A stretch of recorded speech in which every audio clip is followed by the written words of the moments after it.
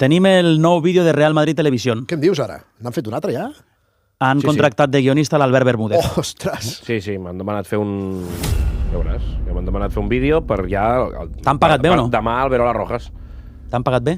Bueno, és que jo ja arribo a un punt... 4 pins i 3 bolis. Em venc per 4. Has triat glòria. Has triat glòria. Quan es fitxa pel Madrid es diu això. Em venc per 4 dures. Per 4 duros em venc. Mira. El partido de este miércoles en Butarque se ha convertido en una auténtica encerrona para el Real Madrid. Y es que el árbitro será Alberola Rojas, alias el Madelman, alias el Chapo Guzmán de los silbatos.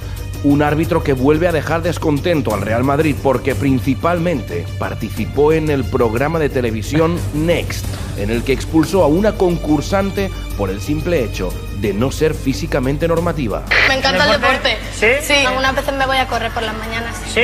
Sí. Vale, pues vete corriendo el autobús. Casualmente, la chica era madridista. El polémico árbitro ya ha arbitrado al Real Madrid en varias ocasiones, siempre con polémica contra el club blanco.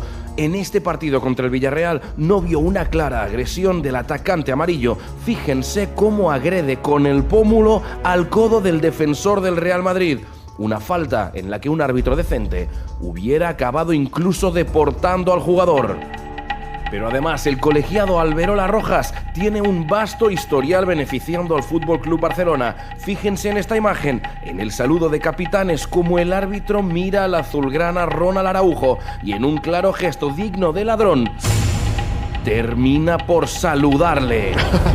Una acción vergonzosa porque si bien también saluda al capitán del equipo rival, la mueca que le dedica a Araujo tiene un 4% más de inclinación hacia el capitán azulgrana. El robo parece más que evidente.